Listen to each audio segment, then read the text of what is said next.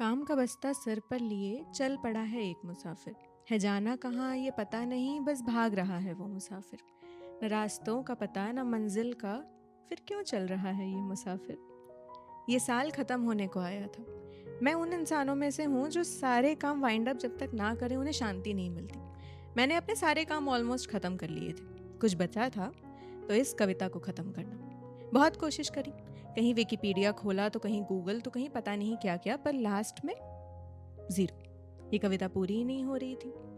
मैंने बहुत सोचा क्या लिखूं, क्या आगे बढ़ाऊं, या कुछ कर कर किसी तरह तो इस साल का आखिरी टास्क ख़त्म करूं। कुछ हुआ ही नहीं। बहुत सोचने के बाद और 15-20 गज़लें सुनने के बाद मैंने फाइनली डिसाइड किया कि मैं खुद से कुछ सवाल पूछूंगी। क्या पता उनके इन जवाबों में ही मुझे मेरी कविता मिल जाए। मैंने खुद से सवालों की लिस्ट बनाई और अपने आप से सवाल पूछना शुरू कर दिया। पहला सवाल, मेरे हिसाब से घर क्या है? घर महज छड़ों से या ईंटों से थोड़ी बनता है। घर बनता है किसी की मुस्कुराहट से, सुकून से, अपनेपन से। पता है, रिश्ते ना धागों की तरह होते हैं। घर मजबूत हो तो लिबास बनते हैं, खूबसूरत, उम्मीदों के, आफताब के, खुशियों के और हंसी के। पर अगर वही धागे कमज़ोर हों तो महज कतरन बच जाती है, मलाल की। मेरा घर उन मजबूत धागों सा था और मेरे लिए सुकून के वो पल महज उस घर के कोने में आते थे। दूसरा सवाल, मेरे हिसाब से प्यार क्या है? प्यार एक बहती नदी सा है, शांत सागर सा। आखिर ये प्यार है क्या? सच बताऊं, मुझे भी नहीं पता। मेरी प्यार में एक्सपेक्टेशन शाहरुख खान ने बहुत ज़्यादा ऊपर सेट कर रखी है, क्योंकि मैंने ज़िंदगी में पहली बार कुछ कुछ होता है कि राहुल से प्यार करना सीखा था। प्यार में इंतज़ार मैंने वीर ज़ारा के वीर से करना सीखा था। प्यार में शिद्दत मैंने कभी खुशी कभी गम के राहुल से सीखी थी। और प्यार में नादानी मैंने माय नेम इज़ खान के खान से सीखी थी। अब जब शाहरुख खान ने मेरे प्यार का स्टैंडर्ड इतना हाई सेट कर रखा है तो मैं क्या जानूँ प्यार क्या है?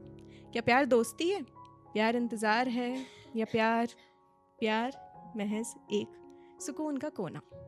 शायद प्यार घर है। सच बताऊं तो मुझे पता नहीं। तो इस सवाल पर मैंने अपना ये राइट का टिक ना लगाकर रॉन्ग का लगाकर छोड़ दिया था। आखिरी सवाल था। आखिरी सवाल ये था कि इस बीते साल में मैंने क्या खोया, क्या पाया, और आने वाले साल में मैं क्या पाना चाहती हूँ।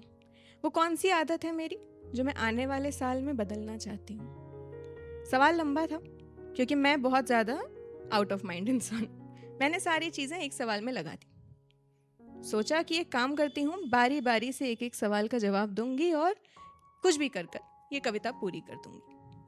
पहला सवाल था, मैंने इस बीते साल में क्या खोया, क्या पाया। खोने को तो बहुत कुछ था। सच बताऊं तो मेरे सबसे खूबसूरत अपने भी मैंने इस साल में खो दिए। मेरे सबसे बड़े सपने भी इस साल में खो दिए। और कुछ ज़्यादा खोया है तो अपने आप को। हम अक्सर जब छोटे होते हैं तो हमें लोगों को देखकर ये लगता है ना कि बड़े लोग मुस्कुराते क्यों नहीं हैं। जब मैं अपने पापा को देखती थी तो पापा की सबसे पुरानी आदत थी गज़ल सुनने की। पापा जब भी गज़ल सुनते थे तो बहुत शांत होकर बैठे रहते थे। मैं छोटे में ये हमेशा सोचती कि जब मैं बड़ी होंगी ना तो मैं इन लोगों जैसे तो बिल्कुल नहीं बनूंगी। हमेशा हंसती रहूंगी, मुस्कुराती रहूंगी और हमेशा खुश रहूंगी। पर जैसे जैसे बड़ी हुई ये मुस्कुराहट कहीं गायब हो गई। अब वो बच्ची नहीं रही, वो बच्ची जो बेबाक हंसती थी, जिसे फ़र्क नहीं पड़ता था कि कोई उसे क्या कह रहा है, जो बस खुश रहना जानती थी। अब वो बच्ची कहीं खो गई थी। इस बीते साल में, इस आने वाले साल में क्या पाऊंगी ये भी नहीं पता था, पर इस बीते साल में मैंने खुद को खो लिया है ये ज़रूर पता था। अब पॉजिटिव साइड पे आते हैं। मैंने इस साल क्या पाया? पाई है मेरी ये लिखाई। पाया ये है कि अब मैं खुद को एक राइटर बोल सकती हूँ। पाया ये है कि मेरे बचपन का जो सपना था ना आरजे बनने वाला, मैंने थोड़ा थोड़ा पूरा कर लिया। पाया ये है कि अब जब भी परफॉर्म करने जाती हूँ तो मेरा दूसरा घर ये माइक और मेरा आत्मविश्वास बन गया है। अब तीसरा सवाल था। तीसरा सवाल मेरे लिए एक लंबे पहाड़ सा था जो मैं जितनी चढ़ने की कोशिश करूं मुझे ढकेल कर पीछे खींच दे रहा था। तीसरा सवाल था कि इस आने वाले साल में मैं क्या बदलना चाहती हूँ खुद में। सच बताऊं तो मुझे नहीं पता था। क्या बदलूँ मैं?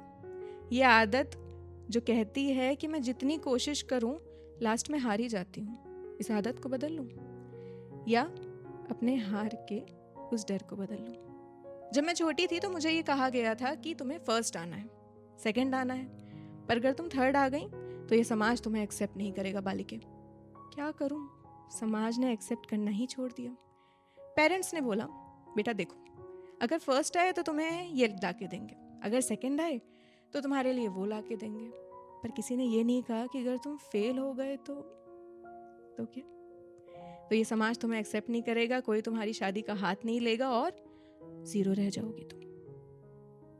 मैं जीरो नहीं बनना चाहती थी, इसलिए जब भी मेरे सामने हार आती ना, मैं उससे आगे भाग जाती, पर कभी पीछे मुड़कर नहीं देखती।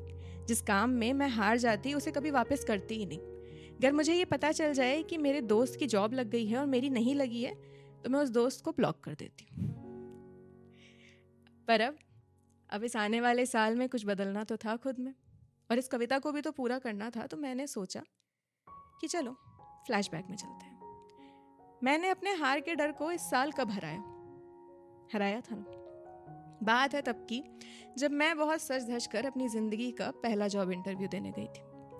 जैसे ही मैं जाने वाली थी उतनी देर में मैं बस स्टैंड पे खड़ी थी, जहाँ पे ड्राइवर अपने पसंदीदा मुझसे मोहब्बत का इजहार करती, काश कोई लड़की मुझे प्यार करती गाने बजा रहा था। एक बच्चा मेरे पास आकर रो रहा था कि दीदी कुछ खाने को दे दो, और मेरे दिमाग में चल रहा था कि मैं इसे मुक्के लात सब मार दूंगी पर नहीं दूंगी कुछ।